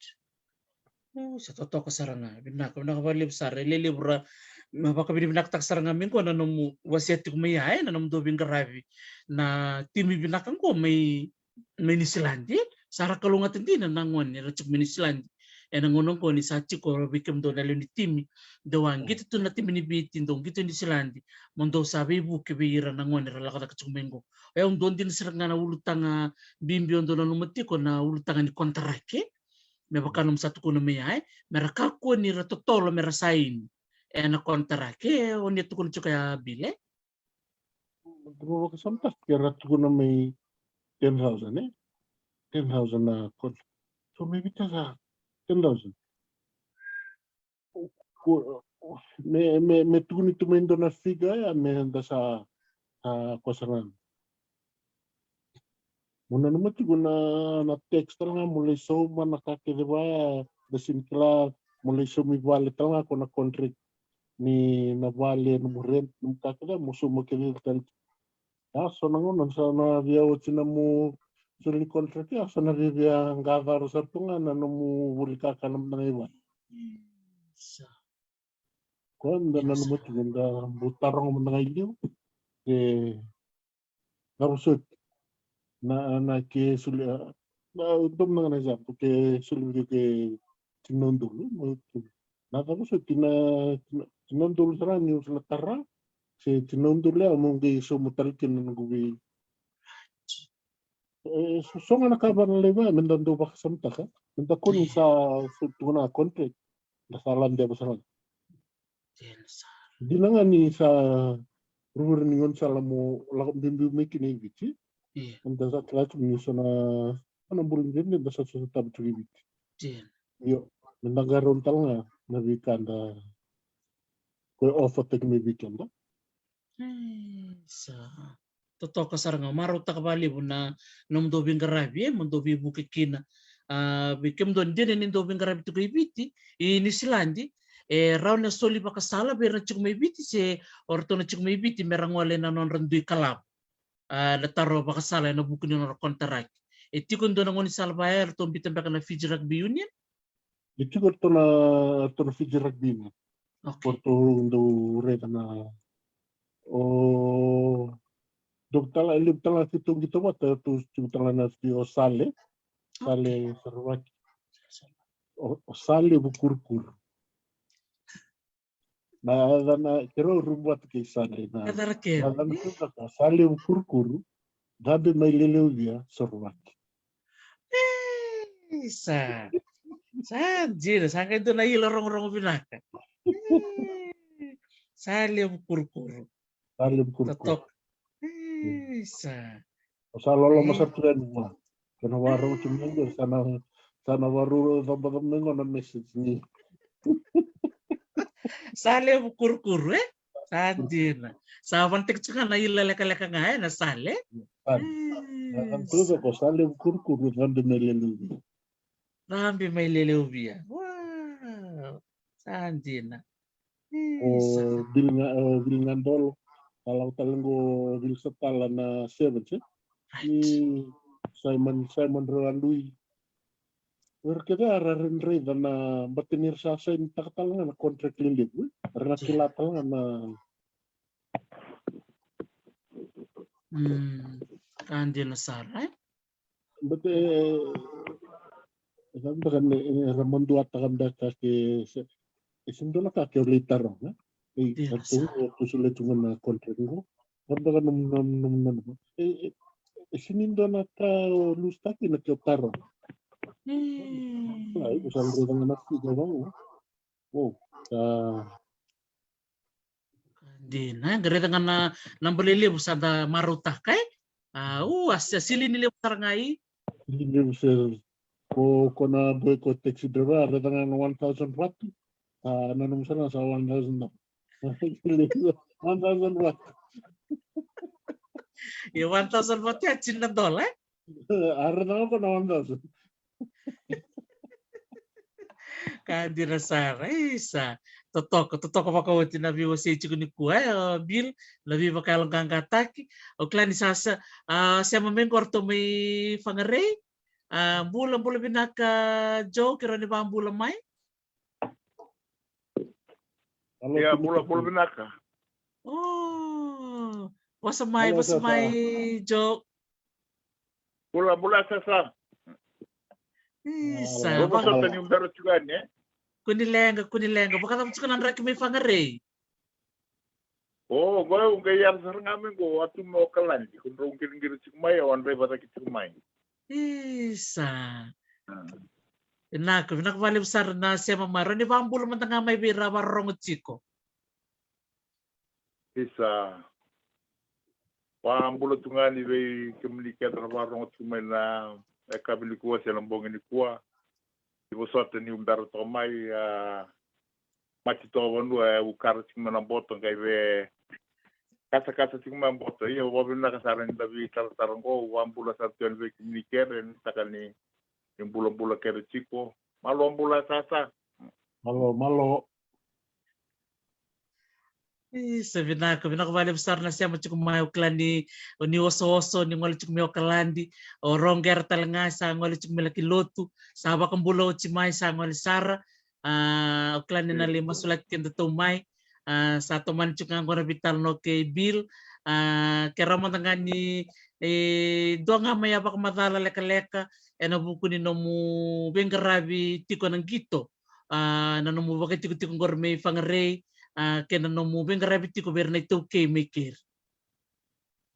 Isa naka au chingo ndono funwai na woli ku ke Islandi rona ya wa ma kalandi lele butongo na community ngo pangarai ya o te bungi mai na king country bagatu na sigwa sasa o sangai sai ni mai ndona kontaraki rakingoi na woli ke Islandi usalo rek mai kena 97 sama itu sartu yo irango lebunangan ko temay narmang gito ndo vero rupin laur sama iba rong sar chigo no tapon mo na bunatani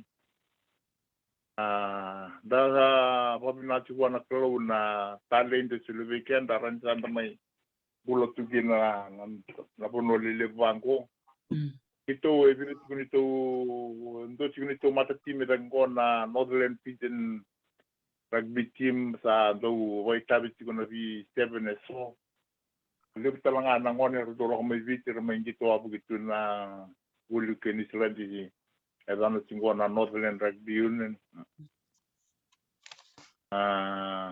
sanda tunga ngo sa baba sala tuwera na karani ko tumay ver na rakabi so ki mami keni pinakatuna bully ya nangito nga sa coach ki mami tu na ribon watane so ramay rot kinambula.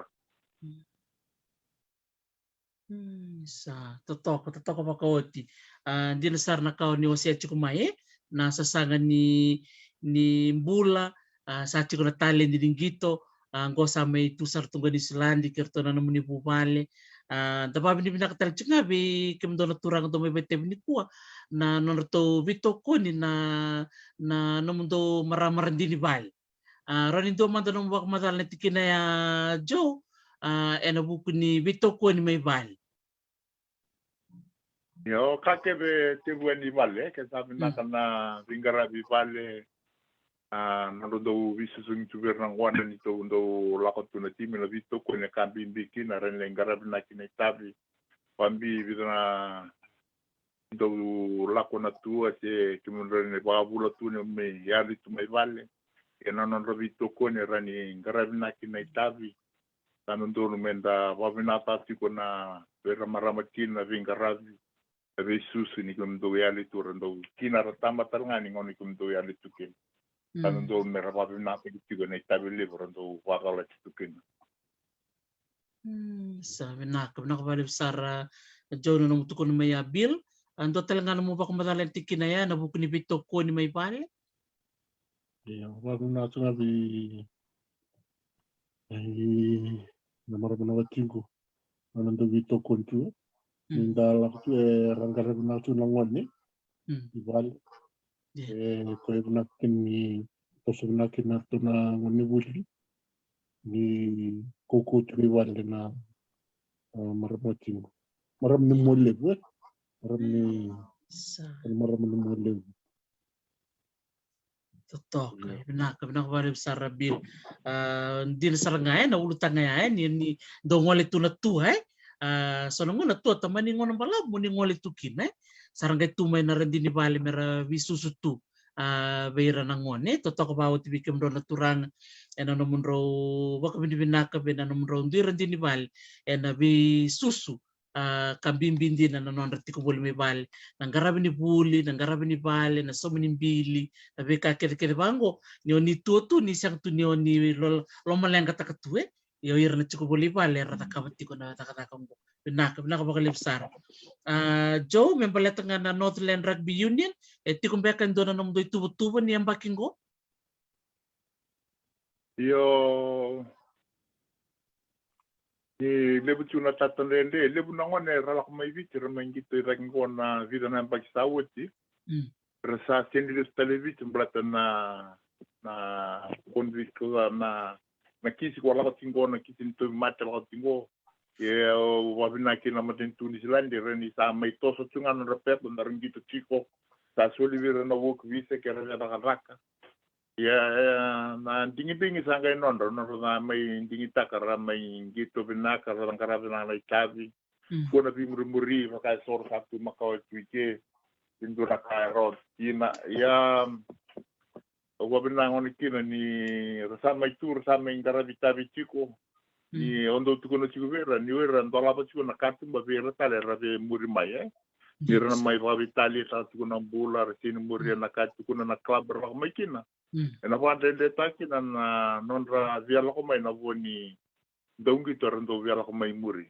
ni kito sabi na ngoni kito sali mai kito mai wata no ta tuwa sa mo ordo kame na ko mau ponor mai vuli kito na ko sa ngamay bangito ya sandolo tuni katu mabikenda ni mai rautu kinambula merenda Buki retal na nonda na kandar tu mai viti ni lebu ngone tu na lenka tau kenda ngor ndanu iteki tu mai kinam da buki reles tale vi ponua patana itabi sa da mengara butike pongan sa sulibe kan dona itabi minda ka basar ngalo dina pambi mi bandanga ono tal no takanugu lakmai yau o sini buli mai suwa se bravo o lo tu ngamane timini matu kunal zone mangito vale leisu basar radio sartiko soa kay parang oso to sana ba silang to ngali wa matuko ba don usarnga don meron ba nung ulo ko may ni Silandi may vira ya mana kor sini wa bota nung ya to ramay ke yo kilano na bibaro te na kaluki na nung kumbula ran yo to ramay kini ke may to su tuki na nambula ya may banga tekvina na talent sulle na kalubi kenda yo ba mina ngona kina ni sa sini vinaka na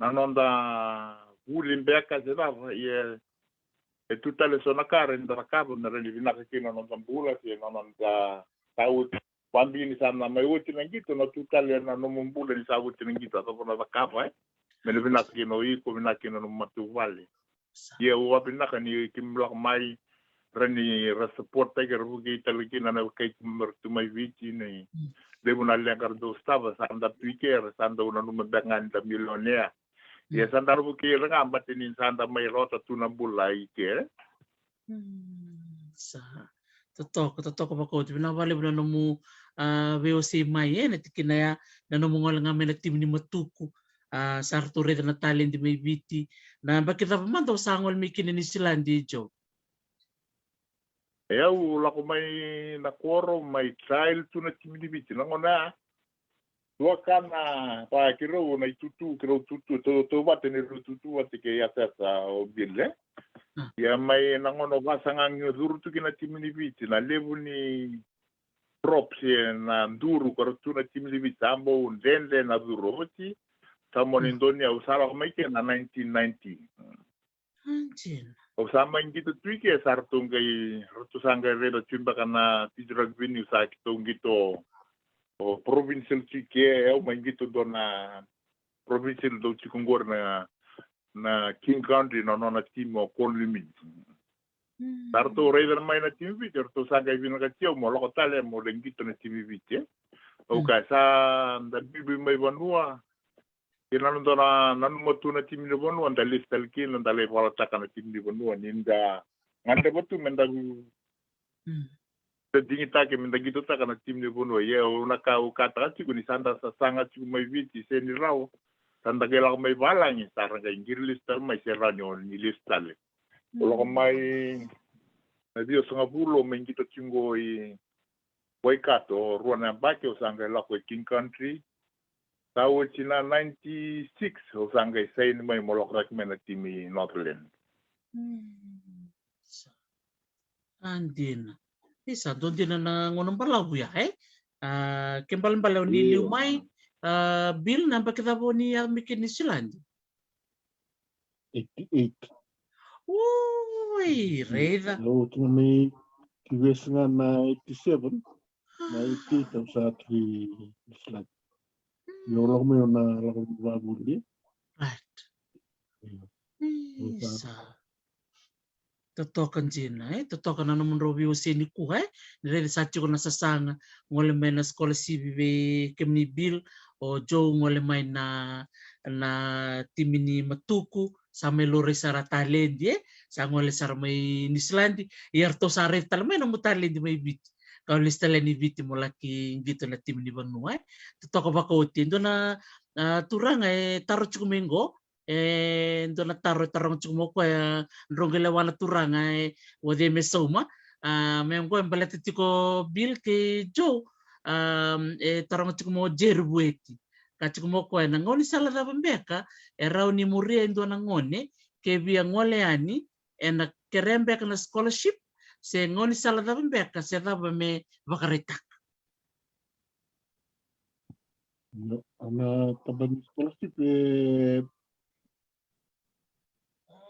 na lures rame no natalin di may na no na gitu may ang tali din gitu na lures rame se ngone ko na scholarship ni ko kito takap ti Wellington mo chiko to na tamat ni ibit to na scout waktu wara itu cuma natalin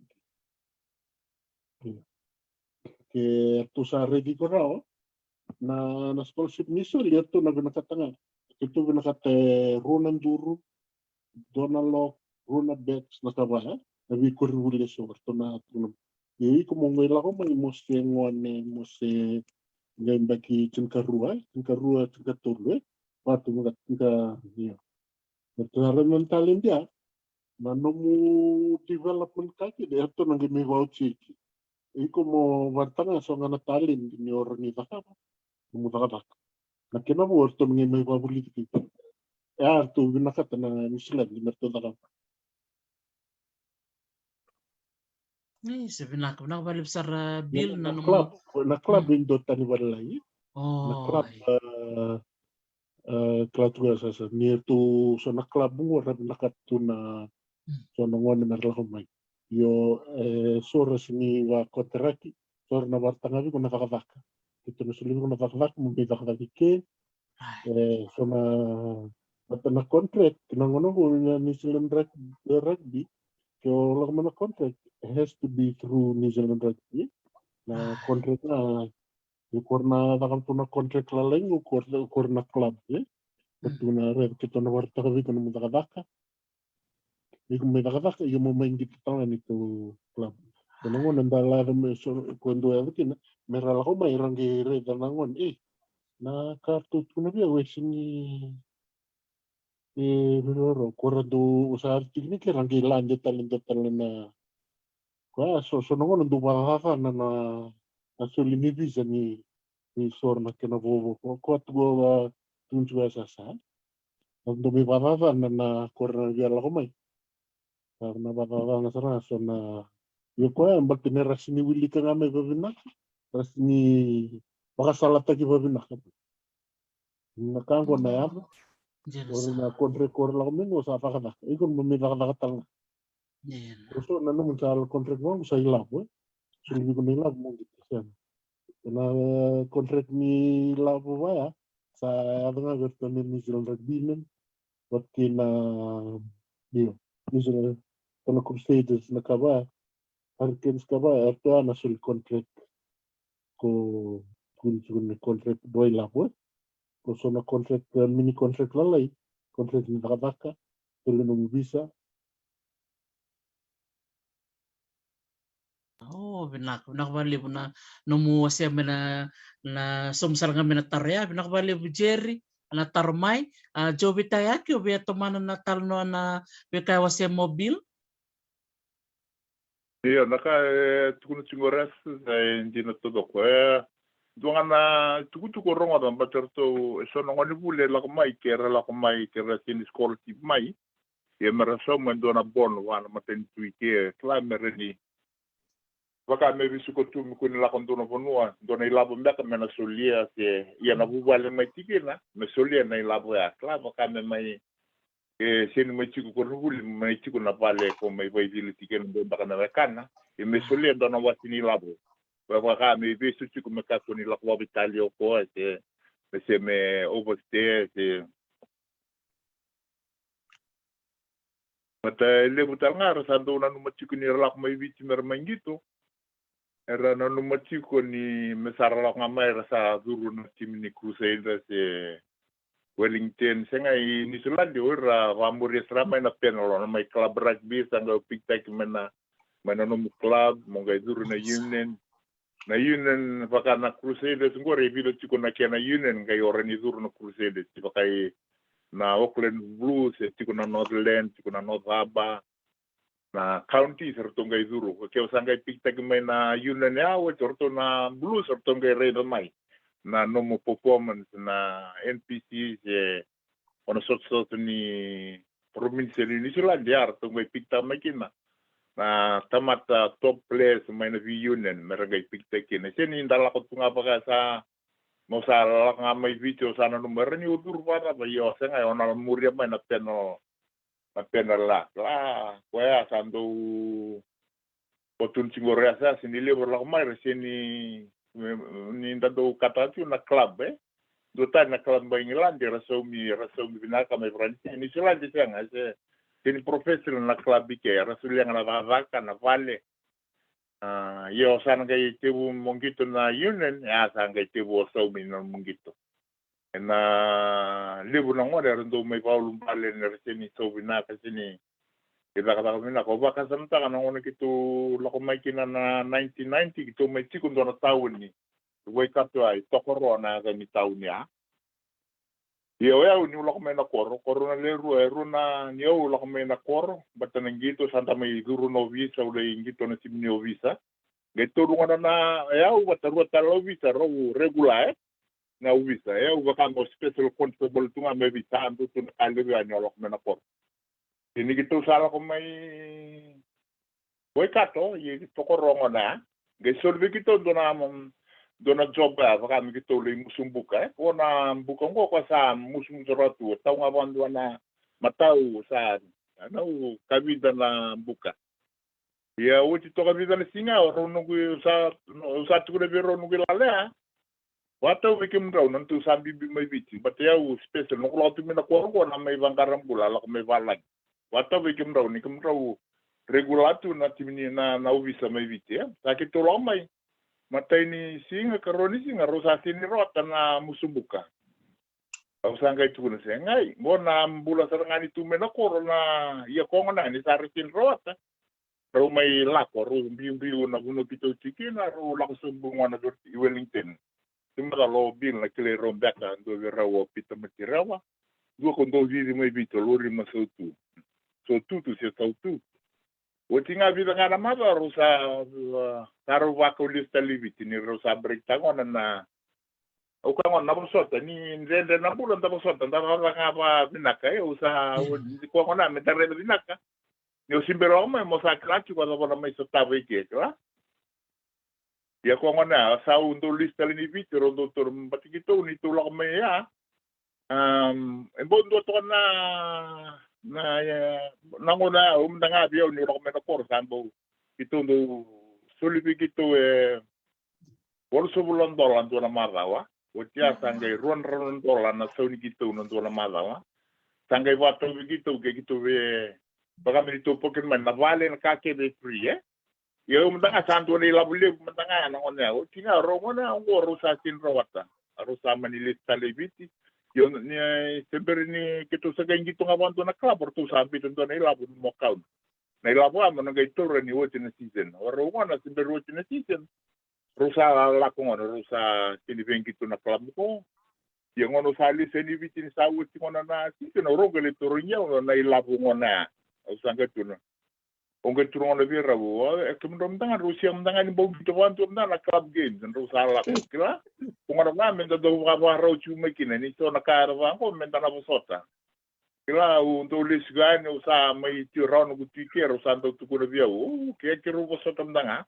yendu vira satu mo silengo sa vaka tu makia kito do vio seitu na le bula kito mesota va sa kandi na sare na bulan ni Vosota si Mara Joe na kolambuka na kautia mitokorono mo job ng bando binaksar tu ngaya Auka ni kesa ni kito wala lala kito lo menakor kito may musundo winanti be rombe na bula se tulo bula ando tukuno ti ke osara ni musundo bu osara ni rawata na musundo endo ngana baba ke rawo tulo biko oro ni rakabo ni lakana ndende na musundo sa kandi na sarangai kasaraw ni rawatan na musundo na kolombukan ko kararosar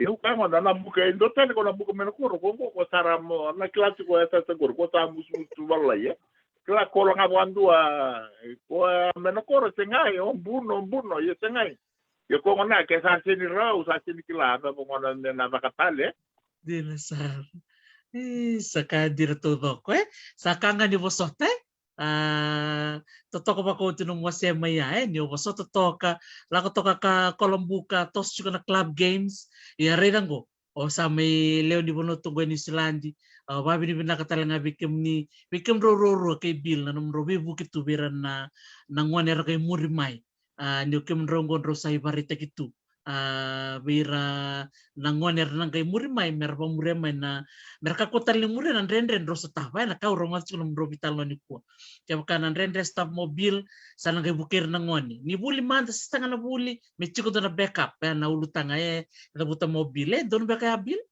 Donu na to. na bata nangon iliw sa bisaw siya sangay manda ng gito nangonong ko sa sangay to komendo to na backup may baka na buli do manda nang mo mapamadala tikini ajo iyo ko na kachi ko ike iliu na ngona kiro singito kinge bil gorio Philip Reasi sa sini asa sa sirlibu na kay witi ko ngono tando ka na kay witi sa tungo ni Silandi kala sa na ayon kito ko roya sa mo do na manipit tu kina yom danga no so pa lang sa senga saran di pinaka kila ya ngono ko sara pinaka salde po ngoni biti rabito ko ni tu de mo bi matu wale sar tu ko bi taw ni Silandi iliu kito sa ndong gito abu ngori kay bile nilem sara kay biti tu abi ka sar yenda ba bi naka sa to sa ngono ko ngono ko mergel ka mai ta tu na kay waro tikvir na kake na kalabu ke sara upgrade taki berumtanga ngoni buli mermai buli ke sara monta te gitu non ratoso dinasar komenda ko to lega tino mai vite na kama da rede ni sa uti nga ba na tot engine parambiu na buli sa tenga na kaka kama ita ko sutika kama ita buka chika na kilakan gitu sa tenga palgo na kaya daka kan dinasar sino todo ko se totoko pa uti na numero bibosik na bibakal ngangata kini kuha na sember nito may vital no ni kuha sa luma yo orto na kirkiti talo tal tsinga kino teyoni may nasagalaw ni ko ya nga na klasiba ito nga na klasiba sa aming gitu kirkiti tu kay ka sa tu sartu may Brisbane Baka sa wili tu baka mesa metu kay Brisbane na turangan ni Nasangalaungo. Nakai baka unge chikina ni kakwa ni ato kana klase ba nanon sali tu Australia sa sanga takachunga kwa nanon kilakani kirikiti me baka binaka takachunga me baka nakatukuno bile ni ko sali ato na puno ato kino mo baka binaka takachunga kawa baleta na competition sa tunggo Menisilandi it's na talent sa lewe baka tukun chuko bile there's sa illusion round na will ni leoniti na ramata time si oir na leoni oir na robo we ko santo non dolwaga sebit and doang na position so you fighting for one position. Wow, sanjin, so competition is very high. Tali sarangan non nabi wasi ya teyoni o talita kan ikangono ko ya o tunga mena koro ay ato nga nakalasi ba iya nanon na standard ningi to kirkiti sangat nga ko mebabe nakatak tona tinikina na bitalo no ya na ulutanga ya no baka binakatak juga no mukilkan ni rakami Joe do man do ba madal natikina ba madal sama do no ngone sa kuchutan gunana na kor muli ngarabi kwa potor to kedan kasivyo orto sa pisua tuna singa kem sa raka kor siko tuna siwira takari bagaimana news tukun ngola mai ni sando no ngoni bi sando na contract ala mo wikato na turang kelele to kanan rambut rani gitu sa padengo lete savai Otia tukun siwira ndona singa ni na kai barongo tipo sa na rongo ni sakari ni rito ni sando na contract ni choli bitake ni sana ko ni selan rabin dende bakwera baka sara bosa tegini au na kana Yo tinga vida na bakia ko na num tatando tu manyo sa sanga taga manyo bia azakia. Okay, ni sa o bito num baka sama num gol mona rota. Ona ka na kena zakan de na kena kuko mona ro bona bunwa. O sa na num mo tiku mona ya kina. La ni sando na resemberian na tomato sa terreni. Do sangat como na dio sa rego tu na lebu ni tamata tu mai bit kero ke bir bau kero kolonga tani kero lo mai ke kero te una super rugby sa kero te u mai kina na ngono ngo kali una baka liu rosu kali mangana tamata do na mengito na har ke rosu kali mona tip ya na ngono ngo sa ra lebu baka na squad sa ra lebu sa bulu baka mi siko do squad kero bo kolonga ta ali rosu kali mani do na tim yo bil mena hariken yo manati mbaso ngana na nanda ka tumai ra rego na nanda ka ku na no bila ka no mungito ra ni dalai dingin tai kina yo mtanga no ko tumena koro senga tuna oso wa palang o tingai sa uti na 94 to make in tim ni bit mabondo na prop sa tudingo no bisu som tekina o tinga o sabi som tekona to abo kitungoni sulan Gawa tina tua sa Arturo ko bisa lengkir tama o mandia sige no o kaya o sele ni botak sa lagi bin la ko ibi lengkir mo ko yo tu na na tua na baro la ko Europe iko sana kapitan kina ya unga indo ka na bukan elong selain anda sini kelatu no nabi baru tekena keluwe kina no tambula ona kapitan ta kana ila longo na kiro vital no ke Brent Johnson ni usene ni boso balang itu no ko ipo takapo nga una ngai buki ko yo ka ngona na no mo na takabakala like ke do takabo tumaya may ero mai no something taking on a team ni super rugby ni Selandi euro na team ng bikin na team for the blues o ti ole kapitan na team no do no kito ulah ko kategori atas ni rote video na team kito to wasikin na klanda wabin na kinuwa na kalo na vibaro tegitu na tambula jila ni tenga ni nakatuna buli ya na tigo watiki kenda na buti kenda na bitinga ran daro atiki na tutu se na buno santa mea ko patungo sanjena sar benak bena bale besar John no mu biose mena ulutanga ya dina ni detik bumbe kami na koro me bakam dito kunetiko o bil do mbati tombali mai QBS me ado mai korvo nanguna na nona binakat me mendoni na sekolah CV ko soli komunisilan wabini binak sarang akin bali bikem do turang lele usar na tarang wali chukumingo au nangai tobole mo nangai abaso komune so na taro au nangai bakoteni bikem munrau ia bil ke bakan don bikem munrau ke jo ke suara bata taro mai na rambe kan na baso komune ko bakoteni bikem munrau mo nangai so mumbe kan on taro bil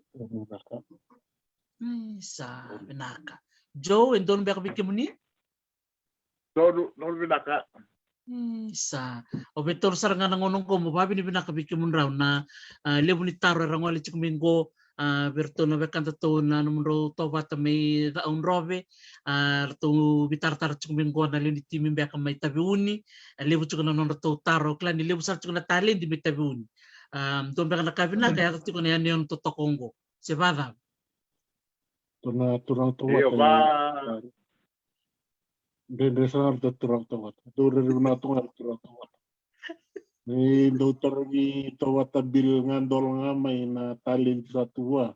Kana tanga i unoliu. Do bulare. bulare Unoliu. Malo tawata. Toto kaya tali sarang bali na nomro may biwas itu ni kuha na turang sa katilangan ng wila kino ronger non na may siya matumay ngilandi di na ni klan ngolong ko sa chuk sarang bali lotu ya nda marutaka na non na siya maramay bat kirto na non na bubale na siguro na kadikuha meto may bitala no babi ni naktal nga Virginia balaw ni lotu na non na siya matikim do may binanong program ya me bakau saba madal tak bertona turang kirkiti lingua sia kan kena mateki no tuti no to vitala no kena total mbeka na program na biuta bata na loman yang bakiongo anu ngai bisuri tel tian bikim do na turang ke do na maro tak mundo ngole mai beto na may biwa sa talanga sebenarnya may daban na to vitala no sulit tungo na ngono munro baka binibina kan beka kina bay sona ling ni bay susu ir talanga na siya machuko na kore na kabina kaniko to na tiko bay bil anagay tinito ko nito bitala nojo bitaya kinakabi Malo walebu. Wag na tunga berto na bibu gitu may yaw na nunggu gitu may bici nunggu seguni buli may mas takartertu atau mas taman talanga bitumber menito mulai na secondary school kira-kira silen huitaki menito mandia na bibu kilebut karena kira-kira koran do bibu tu may nunggu seguni buli may nunggu seguni timidibiti ikir bibu setrala ke sonda na kawan do nakabitu posta katusara sakir bibu setiani bici ikimni to doko bibu setiau penunguna ilus netimin na may biltaki ini bibu setiau kina sonongonan dan lus sonongon dawini ya osalolom tiani ikimni biti ni biti I hur to doko korbar tumai salalom tiani ikimni ni kalongat tinum din dimatu wale tabali de tumanal kalong ng bula nak balibsar bil malo baklibsar Joe solingo bikim ni kana ngauna muni wasa bikin kababi di binakabiran na linga ni susu kena bitumberi kena bitoko na nanomni sasangan gitu rakabi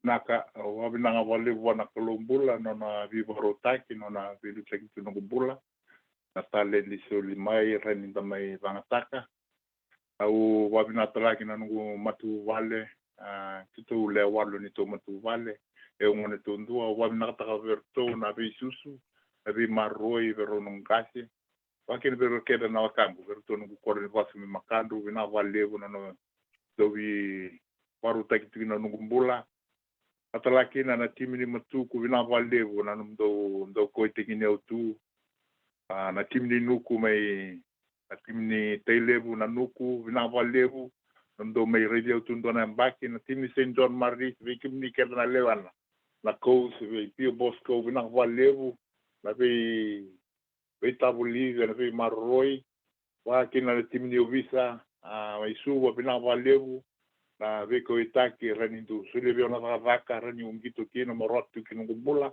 me ko no ga mai islandi roto na